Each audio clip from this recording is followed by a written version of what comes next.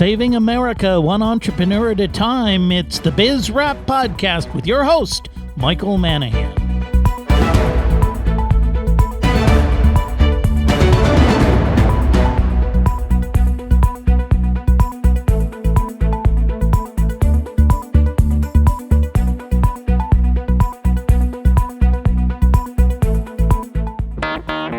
It's Biz Wrap Radio, the show that celebrates entrepreneurs and small business with your host, small businessman, educator, and author, Michael Manahan. And welcome to another edition of Biz Wrap Radio. It's your host, Michael Manahan. Thank you so much for joining me today. Biz Wrap Radio is the show all about small business and entrepreneurs. Yes, we're here helping the small business people and entrepreneurs of America succeed at doing what they do best, creating jobs and driving the American economy. Now, you may not realize it, but most people in the United States of America actually work for small businesses. As we pulled out of the recession, most new jobs were created by small business. Yes, small business and entrepreneurs really are the driving source behind the American economic engine. But hang on a second, there is a war on. Yes, that's not the war on drugs, it's not the war on poverty, it is the war on small business. Between the big government and the huge corporations and Wall Street, they do everything they can to make it more difficult for you, the small business person, to survive. Rules, regulations, taxes, big corporations coming in and snapping up all the mom-and-pop operations. You've got to be really defensive if you're out there and you want to be a small business person and you want to survive in the United States of America. Now, I'm a big fan of profits. I think small business people should make profits. It's not a dirty word. And, you know, Hillary Clinton wants you to take all your profits and split it with your employees. I'm not sure I'm a big fan of that idea, but you do need to make a profit. You need to take care of yourself. You need to take care of your family. You need to take care of the people that work for you, and you need to take care of your community. And one of the things that I love to see, you know, I talk to small business people all over the country, is how so many of them are involved in their local communities, whether it's sponsoring a local softball team, a football team, whether it's sponsoring a local 10K run, or whether it's out there at Thanksgiving serving food to the homeless people. Small business people really do get involved in their communities. And you might say, well, hey, Coca-Cola gets involved in our community. They got a big sign up every time we do we have the marathon in town. Yeah, but Coca-Cola is doing that for advertising purposes. Most small business people never get the economic return from the money they spend in the community. But, you know, they don't need to and they don't want to. They're doing it because they care about the communities in which they live. And, you know, there's a smear campaign going on out there. You see it in Hollywood. It's really amazing. I have watched so many Hollywood movies where some big corporation basically mounts an army and starts killing people and shooting people and stealing stuff from people. And yet really in the history of mankind, I don't think there's ever been a business out there that mounted a standing army and was out killing people and stealing stuff from people. But, you know, that's what we call tyranny. And I'm a pretty good student of history. And, you know, tyranny really only has ever come from one source, and that is from government. Tyranny doesn't come from businesses. Anyways, we are here again helping you, the small business people. Well, let's get on with the show. I've got a great show lined up for you today. As normal with our shows, we try to bring in a guest whose expertise can help you, the small business person. And I'm so pleased to welcome to the studio today a friend of mine and an entrepreneur, Ron Berman. Ron, thanks for joining me. It's great to be here, Mike. Now, look at Ron. You gave me a huge, massive paragraph that lists all of the things you've done over the last 30 years, and you do have quite a resume, and you've got an incredible amount of experience, and I think your experience can be extremely valuable to the listening audience. And we're going to talk more specifically about some of the things you've done, but maybe just so the audience gets a better idea of who you are, can you give us a 2 or 3 minute snapshot? Who is Ron Berman? Well, I am an entrepreneur. I live here in California, Long Beach, and I'm from the Northwest Portland, Oregon. And I have worked primarily in manufacturing all of my life. When I watched the movie The Graduate, I remember quite well Benjamin was told that plastics was the future. And I took that to heart and have been in the plastics business since really the early 70s and have done quite well, primarily decorative plastics.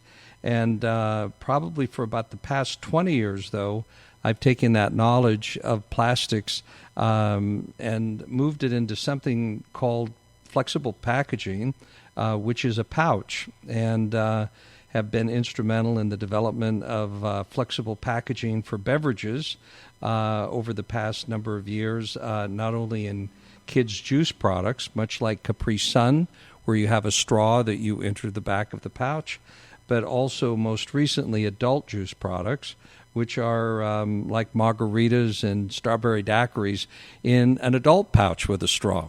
And I've enjoyed these past number of years in a combination of innovation and development. Well, that's amazing. One of the reasons I like your story too is that you're talking about being an entrepreneur and being involved in packaging, and sometimes I think people who are trying to start businesses get hung up on having to have some wild, crazy new idea, a Facebook, an Uber, something that just is so off the charts. But there is a lot of money to be made in just taking things that we already do and making them a little bit better. And really, when you talk about packaging, I mean, we've had containers out of which you could drink a beverage, for a couple of 100 years, maybe longer than that. But what you did is you really just have been working with taking something that we're used to, which is a beverage in a container, and making it better, more convenient, easier, lighter, and a whole host of things. That's correct. And I think my approach with something like this is that I studied the marketplace before we got into it. And there was one single company in the U.S. That was owned by Kraft Foods. It was called Capri Sun, and they had a very utilitarian pouch. And I think my breakthrough was looking at that pouch and saying, how can I improve it? And fortunately, in the around 1996 or so, I was really at the forefront of developing shape pouches, so it just didn't look like a rectangle. It actually had a shape to it. Mm-hmm. And I guess I was smart enough at the time that I decided to patent the idea of a container shape, which is patentable. And I took that to the marketplace, and the timing was very good. As you become more familiar with trademark law, there are design patents and there's also trademarks. So this particular design, because it was new enough and unique enough, not only qualified for a design patent, but we also got a trademark on the appearance of the pouch. So that's very important because there is a life on a design patent, and on a trademark there isn't. So this was very valuable for the company. So hang on. You were able to get a trademark on what the pouch looks like. Correct. I didn't even know you could do that. Yes, you can. That is amazing. Well, you think about Coca-Cola, and the trademark itself is of a design, mm-hmm. a certain type of design. And Coca-Cola also has a bottle, that shaped bottle. Sure, yeah. Yeah, and that is trademarked. Yeah. So I couldn't go steal, if you will, that or bottle something in that exact same shaped bottle that Coca-Cola uses. No, and I might add, humorously so, when we first went into business and we started shipping Hawaiian Punch, one of the first registered letters our company got was from Coca-Cola. And by the way, it just says One Coca-Cola Plaza in Atlanta, Georgia, something like that. I still have the letter. Wow, that is amazing. Yeah, and they threatened us and, a lot of noise. But fortunately, we had a good legal team, and mm-hmm. we decided to take an approach that they finally just went away. But it was quite an event when it happened. Oh, that is amazing. So, this is something that entrepreneurs really do wrestle with this whole concept of, do I get it patented? Mm-hmm. How do I get it patented? Should I trademark it? And now it's even become more complicated because we've got the issue of the URLs, and what you can put on your websites, and how that can infringe. And I've heard of just some amazing lawsuits over website content, as an example. But look at, we have only a few seconds left here in this segment of the show. This is really interesting stuff. We're going to talk a whole lot more about a whole lot of stuff. I'm here in the studio with Ron Berman, entrepreneur, patent holder. We'll talk more about that. It is Mike Manahan, BizRap Radio, and we're going to be right back after these messages.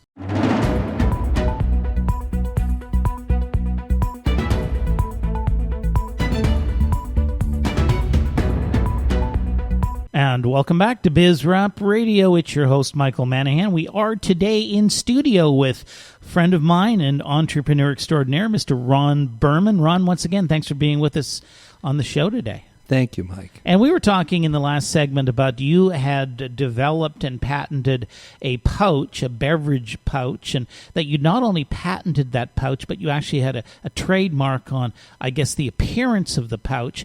And that was really interesting stuff. But can we talk about trademarks or maybe more importantly, patents for a while? I always get conflicting messages when I talk to people about patents. I have people say, oh, you shouldn't patent your idea because once you do, you kind of made it public and people can copy it. Other people say, well, you've got to patent your idea because if you don't, and if somebody steals it, then you can't, go after them. What is your opinion about patents? Well, that's a complicated question, and I don't want to answer it in just one or two lines. I do think that depending on where you want to take your business, intellectual property is very important because it's part of the foundation of your company.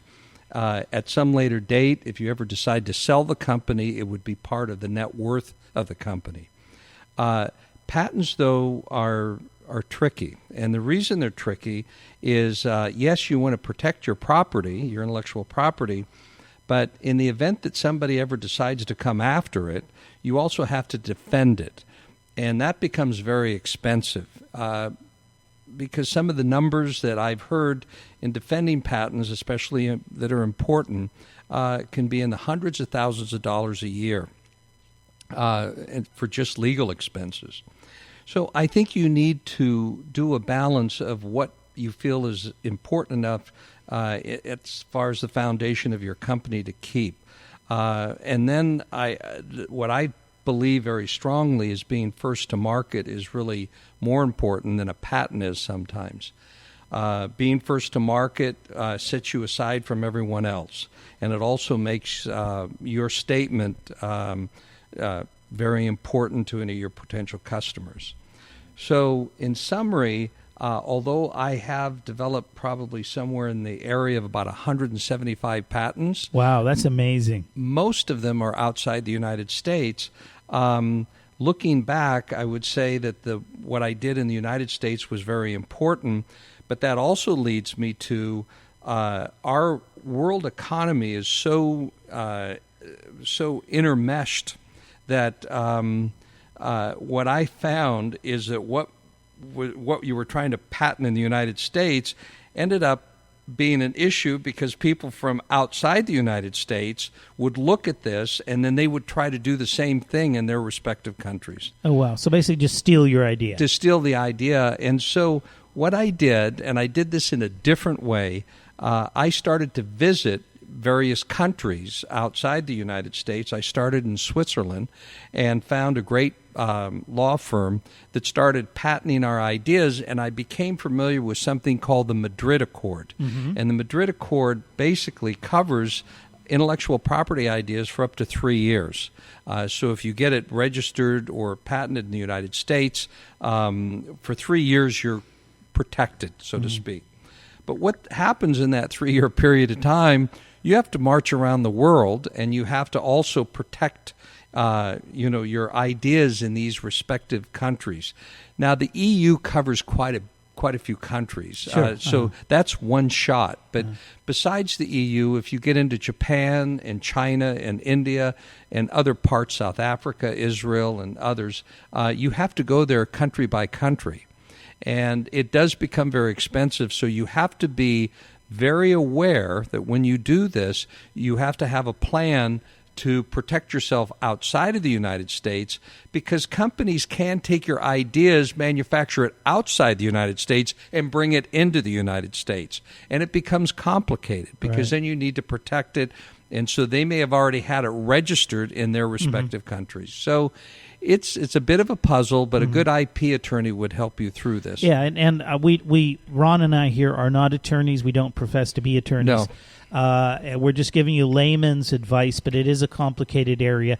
And if you have an idea that is unique, you think it's different than everything else that's out there, you do want to be talking to an intellectual property expert, an attorney that can advise you on protecting your ideas and concepts in the best way. Now, Ron, one of the things that's always frustrated me about patent law is technically the government says I own the rights to that particular idea, if you will, or process. Okay. So I own it. It's something that I own. Well, if I own a television and somebody comes into my house and steals it, I can call the cops, and the cops will go after the guy. But if I own a business process or a business idea and it is patented, even though the United States government says I own it, if I call the cops and say somebody stole it, the cops aren't going to do anything about it. I have to be the policeman myself. That's correct. You have to retain an attorney, and you have to send a letter out, and you have to see how the account or customer or perpetrator of the crime is going to respond. And it is difficult. But I will tell you, and this is another part of intellectual property, there are different types of patents. You have to understand that. There is a design patent, and then there is a trademark, which is intellectual property, and there's also something called a utility patent. And I believe I have 5 utility patents. These are very complicated, and they're very, very specific.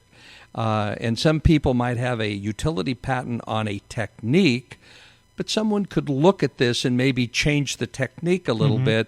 And so then you have to ask yourself the question, am I going to go after someone because of that slight change in the technique? Well, now, I've got a patent story that I've got to tell you. Okay. I've got a gentleman I know. I'm not going to say his name on the air. This gentleman lives in California. He happens to be what I would call a non-practicing attorney. I mean, he's an attorney, but he doesn't practice law. He's for the most part in the real estate business. But from time to time, he has gotten together with other people and developed ideas. And for whatever reason, even though he gets his ideas patented, he never is able to make a business out of them. I just, quite frankly, I don't think he's a great business person. Yeah. He patenting is one thing, but executing is another thing. You've got to execute, and I want to talk more about that with you before the end of the show. But what he does is he patents these things and then kind of waits till somebody else starts to do something similar, and then he files lawsuits against those people. And that's where he makes his money off of the patent, not by creating a product and serving a need in the marketplace. He basically waits till somebody else comes up with something extremely similar, files a lawsuit, and in every one of the instances, and I think he's done this 3 or 4 times, he's made money. And one of the instances had something to do with electronic check processing that is now a big deal in the banks. And it's my understanding he settled with a couple of the major banks for in the tens of millions of dollars. Oh, yeah. And he never capitalized on the idea, but he had it sitting there when the bank started to do electronic check recognition type of stuff. He filed a lawsuit against them. So I guess if nothing else, if the patent doesn't help you develop your business idea, you might be able to sue somebody else who copies you. Well, there are companies that actually buy patents from people, and that they do that. They wait until somebody infringes on the patent. In my particular case, all of the intellectual property that was developed related to the business that we were in. And it was probably the most significant part was putting spouts on flexible packaging. And so it was important to the future of our business. And eventually those patents, in fact, were sold to Bosch Packaging in Germany and became quite valuable as far as, I think at the time, was the largest portfolio of flexible pouches with spouts in the world. Wow, so, that is amazing. Yeah, and they knew that their markets outside the United States were more friendly to flexible packaging, both in Asia and also in Europe. So it fit within their portfolio quite nicely. And Bosch Packaging was an equipment company, so they were keenly interested in the software, so to speak, to keep that equipment developed and operational and of appeal to new customers. So the timing was good. So you basically ended up selling off a portfolio of patents to another company. You bet. So that's another way you can make money. You don't necessarily have to patent something, develop the business yourself. You can patent something and then say, okay, who might be interested in acquiring the rights to this? And I guess you could sell it outright, or the other opportunity might be to license the idea. That's true. Okay, Ron, look at we're got to go for commercial break Sure. again. This is really interesting stuff. It is Mike Manahan, Biz Rap Radio. I'm here with Ron Berman, friend and entrepreneur. We're talking about patents and many other things in this segment. And we are so appreciative that you joined us today. We're going to be right back with more on Biz Rap Radio.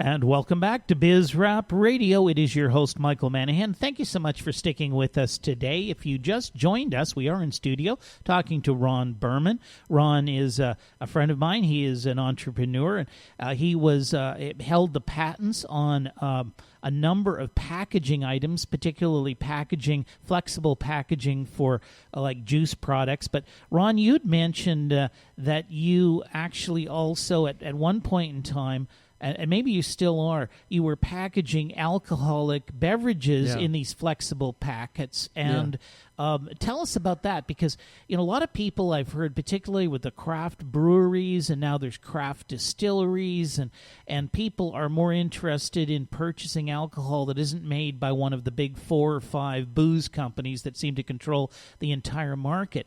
But I've always heard that anytime you want to get into the booze business, it is really, really tricky.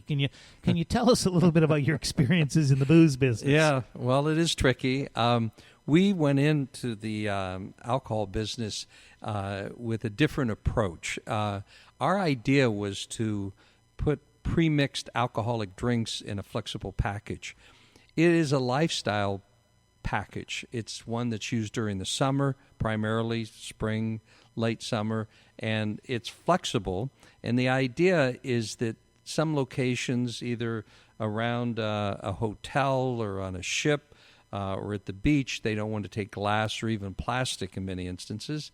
But a flexible package is okay. Or a ball game is an example, where no one's going to toss anything over the edge. So our package, because of the experience that I had with producing children's drinks in pouches, we took that concept and we made a larger pouch, and we did something that was very unique. The alcohol that we used is really a wine-based alcohol. It's made from oranges. The peels of an orange are actually ground up, made into a molasses, distilled, and comes out to a 40-proof alcohol. Wow, you can make booze out of orange peels? You can, and you can make them out of lemons and grapefruits and a lot of different products. And so the idea is that a lot of grocery stores and other locations in the U.S. Cannot sell spirit-based products, and by putting a wine-based product in a pouch, it gave us an opportunity to move in anywhere beer and wine was sold. Gotcha, yeah. Uh-huh. So that was the start. We did quite well. We just are in the process of shipping a very large hotel in Las Vegas with this cool. concept. That's neat. Yeah. It's going to be around the pool, and the pouches are good size. They hold about 375 ml, or about 12.8 ounce. Okay, so about the size of a beer, basically. A tall beer, Yeah, and it's the alcohol content is 9.9% or 20 proof. So okay, so a little more than a beer. yeah, and So that's about the alcohol content of probably 2 beers. And so when you drink it, you are clearly aware that you just consumed a pouch of these drinks. And the drinks are, margarita, mojito, strawberry daiquiri, and others, pomegranate and sweet tea lemonade. And we've done quite well with it. And we're planning on putting them in smaller portion sizes. And it's... as a matter of fact, just because we were in an industry where there was a lot of visibility because we were in Walmart and several hundred stores, we were contacted by a company in Nigeria and Israel, and we just made our first shipment to Nigeria, Lagos, Nigeria. Yeah, Nigeria of all places. Unbelievable. Yeah. So hang on. Now let me get this straight. So is that like a finished product? So it is. It's the booze in the pouch, all ready to Right. go. You pack them in, I guess, cartons or something, put them on a ship and ship it over there, and they just That's open them correct. up and stick them in the refrigerator. Yeah, you missed one thing. We actually attach a straw to it. Oh, wow. So it stays in the freezer, and then when the customer's interested in a drink, they pull it out, and because it has such a high content of alcohol, it's like a slushie. So it won't freeze solid No. in the freezer. No. It'll just turn into, as you That's say, right. like a slushy type That's of a drink. correct. That's amazing. It is. It really is, and they're great. It's won a couple different awards for the quality, and we're very, very proud of the product. Yeah. Well, now in the United States, right now you're just selling to business to business, so like hotels or restaurants, things like that. We're also selling into distributors that sell into retail. Okay. Yeah, and so and where it goes from there, it's really hard saying because alcohol is controlled. In our case, something called the TTB, and so you have to be careful and following the rules and regulations because it is a higher content of alcohol. So it has to be shipped into a distributor that is licensed, and then that distributor will distribute it out into different marketplaces. So we don't, outside of export, and even the hotel in Las Vegas, it goes through a distributor. Gotcha. Yeah. So let's talk about this a little bit more because I think particularly people who have ideas, they don't realize that in order to get an idea like this off the ground, you don't have to go out and buy a building, buy a bunch of packaging equipment, hire employees. You've got booze obviously in your product. You have whatever the other ingredients are that are in there, flavorings and water, perhaps. Right. I'm not sure. But you don't do all that yourself, do you? Well, Or do I you? did. Did.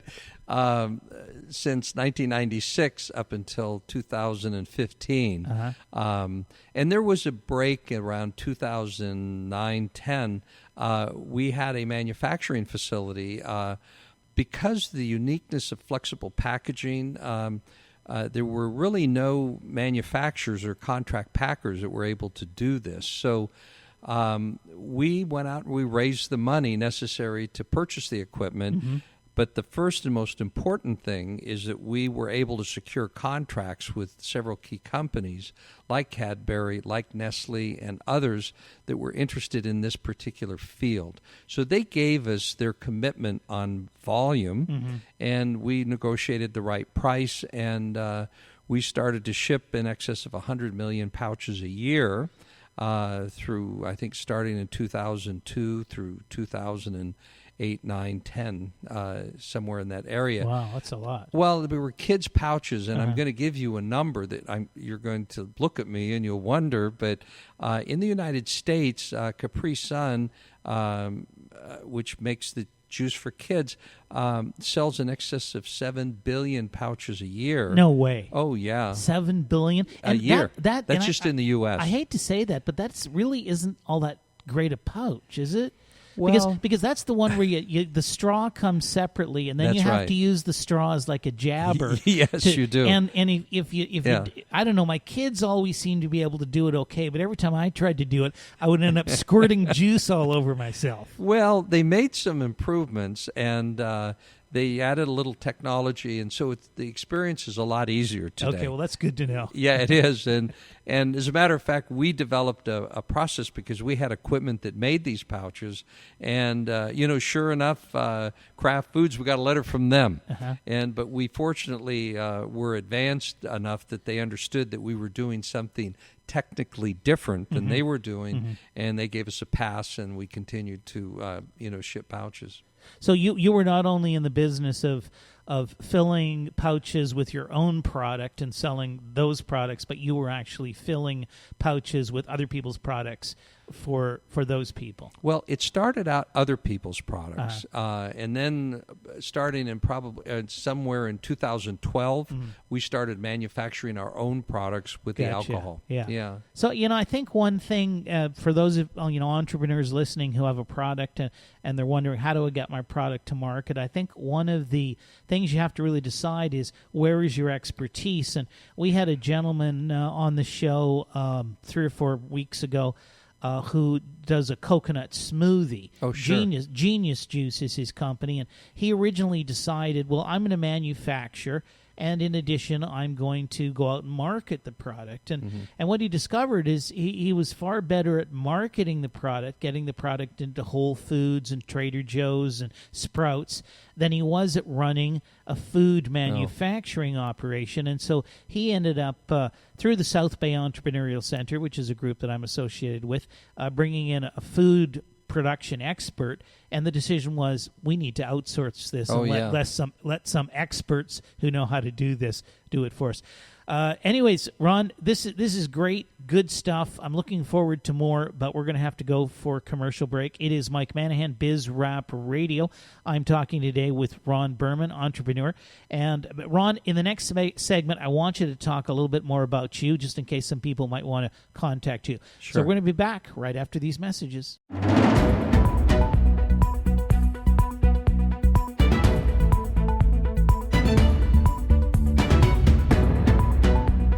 And welcome back to Biz Rap Radio. It is your host, Michael Manahan. I am in studio with Mr. Ron Berman. And Ron, once again, thank you for joining me on the show. Ron is a packaging expert. He was talking about the patents he has on packaging and how he then moved on to actually package beverages for other companies, as well as his own beverage, which is an alcohol-based beverage. And Ron, once again, I really do appreciate you being here on the show, and just sharing some of your stories and some of what you've experienced as an entrepreneur. I'm pleased to be here, Mike, and it's great to talk about what's happened in my life. And it's been I've seen some highs and lows, I think, as anyone. And it's not for the faint of heart, I will tell you that. Yeah, that's true. I teach an entrepreneurial finance class. And one of my students at this week's class, actually, we were talking about entrepreneurship. And I said, well, why did you take the class? And he says, not to be an entrepreneur. I said, well, why not? You're taking entrepreneurial finance. He said, yeah, because I like to know about it. But he said, I can't stand the risk. He says, I need a stable job where I can be sure I've got a paycheck coming in every month. So it's not for everybody, but I think it is very rewarding. So, Ron, maybe that's a great time. First of all, if somebody's listening to the show today and they're thinking, for whatever reason, whether it's something to do with your packaging, whether it's something to do with your alcoholic beverages, or perhaps it's just they like the sound of your voice and they think you might be able to help them in some way, how could somebody contact you if they wanted to get a hold of you? Well, the easiest thing to do is probably just call me on my cell phone, which is 310-704-2345. If I don't answer, we'll get back to you. I do travel a fair amount, so there are times I may be out of the country or on some project somewhere. So or you could write. Maybe write you, Mike, and we will have Ron's contact information up on the website after the show does air. We air KCAA 1050, 1 o'clock on every Friday, right after the Dave Ramsey show. So if you just tuned in to Biz Rap Radio, make sure you listen every single Friday. And again, you can always check out those archived shows at bizrap.org. Okay, Ron, you're an entrepreneur. You've had some successes. You've had some failures. But you've been doing this a long time. You've got to have some sage words of advice for the listening audience. So what would you tell the people who are thinking about being entrepreneurs? Maybe they're now working for somebody. They've been working for somebody for a while. Maybe they've got a little nest egg built up, and they're thinking about taking that plunge and starting their own business. What can you tell them? Your questions are not, can't be answered in one or two words. That's the idea. Yes, and no don't work too well on radio. No, they don't. It really doesn't. So, I guess just a few things. One is probably one of the most important things is know yourself. I think understanding what your skill sets are and what you feel good and comfortable with, I think is really important. It's difficult to become an entrepreneur and do everything by yourself. I think it's unrealistic today. I think you need a support system, and whether it's your wife or your friend or somebody that's been in your life that you can depend on, I think that's very important. Obviously, it helps to understand the industry that you're in, and that you look at that industry and you ask yourself, is this something that I can carve a living out of? I think also being out and about is really important. I travel to numerous trade shows really throughout the world, and have seen some very creative ideas. And in the world of packaging, in a trade show called Interpack in Dusseldorf, I've been to shows in China and other places. And before you jump into any business, I think it's good to understand the industry that you're in. Attend a trade show, check a few things out, talk to people, and begin to understand the direction that you're going. When somebody asks me to do a business plan, at first I say, what a pain, because it's not easy, because it's something that you're asked to do to project in areas that you're really uncertain about. But I will attest that it is one of the most important things that you can do. Creating a reasonable business plan to understand where you are today and where you'll be in about 5 years, 3 years, 5 years is essential for you getting your arms around what direction you're going to go and what it may look like. It may look great. It may not look so great. But I think it's important that you go through that exercise because, shooting from the hip is just really not a good way to conduct business. And I mean, people do that, and you might get a lucky break, but overall, it's best to take the conservative route and really thoroughly think your new business opportunity through. And also have, as I mentioned at the beginning, have a good support system, because this is something that is a incredible commitment that you have to make, and it's not something you can do while conducting a normal life, so to speak. You have to jump in to businesses like this with both feet, but also have a private life as well. So conduct your schedule that you do have time to have a private life. Ron, great advice. Let me run down those. You need to know yourself. You need a good support system. Know something about the industry in which you want to be a player. I really like your concept of being out there. You can't do everything you're planning on doing from a small office in the middle of nowhere. You've got to be out there finding out what's going on in the world. Ron, if somebody wants to get a hold of you, you gave your number before. It was 310-704-2345. You're happy if somebody contacts you, gives you a phone call? Sure. I would be happy to help or drop me a line or drop Mike a line. I think that, the country has many opportunities. You just need to find one that you're comfortable with. Turn your dream sometimes into a spreadsheet, which isn't a bad idea, because that helps you think things through, and you'll be successful. Have confidence in yourself. Okay. You are your best salesperson. Okay, fabulous. Ron, once again, I really, really want to thank you for being on the show today. Great stuff. Thank you. Of course, it is Biz Rap Radio. I'm your host, Michael Manahan, and we're always bringing guests on the show who can help you as entrepreneurs do a better job of running your business. I hope you listened to Ron today. He had some great advice, but in addition to that, some really interesting stories about what he was able to do with his business. Here at BizRap Radio, we believe we can fix the United States of America through a fundamental concept that individuals pursuing their own economic interests in free markets will create more prosperity for more people than can ever be achieved through government regulation and a planned economy. BizRap Radio, fixing America through individual economic freedom. That's it for this week. We'll be back again next week with another edition of BizRap Radio.